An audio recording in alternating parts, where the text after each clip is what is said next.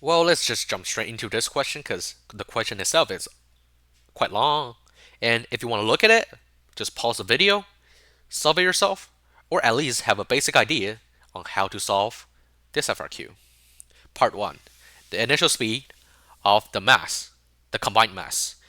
So first, in the question it said the bullet perfectly inelastic collide with the ball, which means it's a perfectly inelastic collision. There must be some loss of energy. We cannot use the conservation of energy. We must use the conservation of momentum. First, let's write the expression for the conservation of momentum. m1 times v1 is equal to m2 times v2. What's m1? The m1 must be the one that provides momentum to the entire system after the collision. So it must be the mass of the bullet, which is the lowercase m, times v1, obviously, is the speed of the bullet, times v is equal to, after the collision, the bullet and the ball collide together, which forms a bigger mass, which is capitalized M plus lowercase m, times v2. We're trying to solve for v2, which we can easily reform the equation to be v2 is equal to m times v, lowercase m, obviously, over big M plus small m. That is your initial speed of the combined mass. Part 2 is ask you to calculate the mechanical energy loss during the collision. Obviously, the loss of mechanical energy is equal to the initial amount of mechanical energy the entire system has minus the total mechanical energy it has after the collision. Initially, the bullet is moving forward horizontally. Let's assume that the lowest point of the pendulum is the ground level. So, initially, the system only has kinetic energy provided by the bullet. After the collision, both bullet and the ball are moving together with initial speed of something we calculated from the last part, and they're not above the ground level yet. So we can just write delta energy, mechanical energy actually, is equal to K initial minus K final. Because we already proved that there's no other energies. There's no energy other than kinetic energy. Initially, the mechanical energy the entire system has is just simply equal to 1/2 the mass of the bullet, the lowercase m, times v squared, minus 1/2 the combined mass, big M plus small m, multiply it by the initial speed of the combined mass we solved from the last part, which is mv over m plus little m squared. After you simplify the equation, you'll get something like 1/2 mv squared times m over m plus m.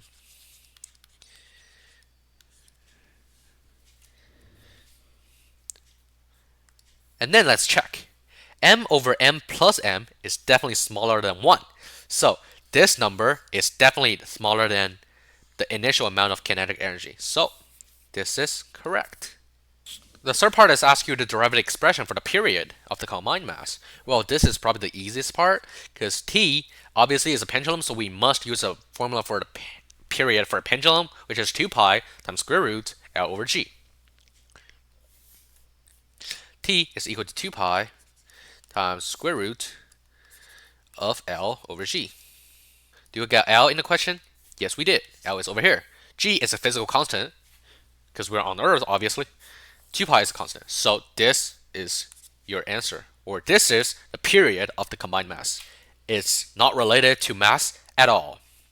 First part of part B is ask you what is the maximum angular displacement of the combined mass after the collision. If you don't know what maximum angular displacement is, let's look at a graph. Initially, the block or the ball is hanging like this, right? After the bullet hit it, it began to swing. It keeps swinging until it reaches maximum point, which is over here. And that, the angle formed by this and this, is your angular displacement, which is theta. Now let's try to think, how do we solve for angular displacement? So the angular displacement definitely related to some kind of, the use of trigonometry. But we don't know any length yet except for the length of the string. For now, the length of the string is L. So for this, there are two ways for us to solve for theta. The first way is to draw a perpendicular line like this. But in this situation, we cannot solve any lines over here. And the second way is draw a perpendicular line from the new highest point to the original rope, original string. What can we see from it? Oh, that is, we can actually solve for that. Because of the conservation of energy. So let me ask you this. The ball originally only had the kinetic energy. It swings up to this position over here. It began and it stopped. All of this kinetic energy it has over here has been transformed to the gravitational potential energy. And gravitational potential energy obviously is equal to mgh, and the h is this distance over here. So after we solve for h, since the length of the rope is just L, this part of the rope would just be L minus h. And using trigonometry or arc cosine, we can get the expression for theta. So let's begin. First, we need to solve for h. Initially, it has a kinetic energy of 1/2 times the combined mass of big M plus small m times the new speed after the collision, which is mv, little m times v, over big M plus small m squared. And that's equal to the combined mass, m plus little m, times gravitational potential, no, the gravitational field constant times h. We're trying to solve for h. After simplifying it, you can do it on paper. You'll get h is actually equal to mv squared over 2g times m plus m squared. And then we can get L minus h. L minus h is just equal to L minus this piece. Let's write it down. mv squared over 2g times big M plus small m squared. So now we already know that L minus h, we can just write theta, which is the angular displacement, is equal to arc cosine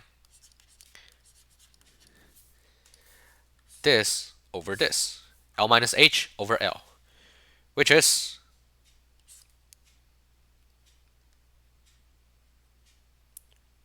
one minus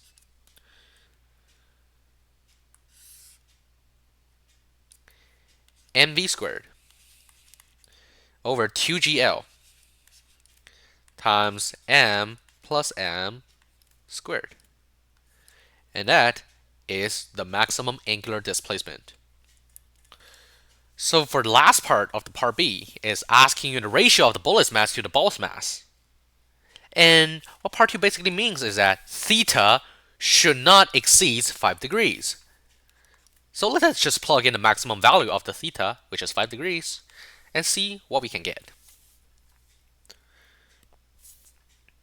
Let's do a little bit of adjustment on both sides, which we can get 1 minus mv squared minus over 2gl times m plus m squared is equal to cosine 5 degrees. After we're subtracting 1 on both sides, and multiply 2GL on both sides, which we can get MV squared over 2GL over M plus M squared, because 2GL have been multiplied, have been cancelled out. M plus M squared is equal to 0.746. And then we divide V squared on both sides.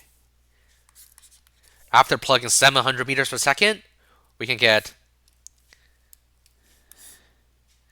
M over M squared actually. M plus M squared is equal to 1.522 times 10 to the negative 6.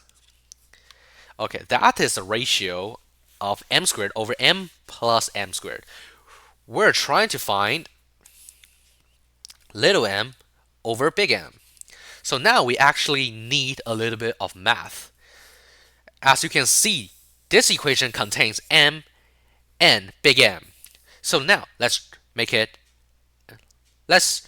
use 1 to divide it on both sides. Oh, it's supposed to be negative 6. So it will become M plus M over M. Since both numerator and denominator are squared, which we can put a square on the outside, is equal to around about 657,030. And M plus M over little m, we can write it as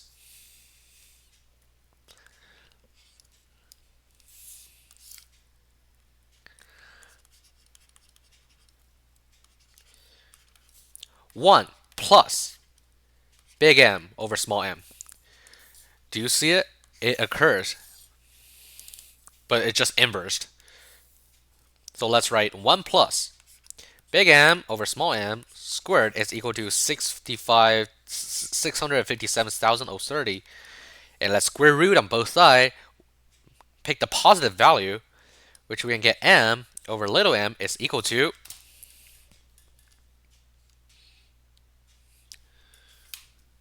809.57. The question is asking you the maximum ratio of the bullet's mass to the ball's mass. So it's actually little m over big M. So we must use 1 divided by big M over small m, which is 1 divided by 809.57, which we can get is around about 1.235 times 10 to the negative 3. This is your final answer.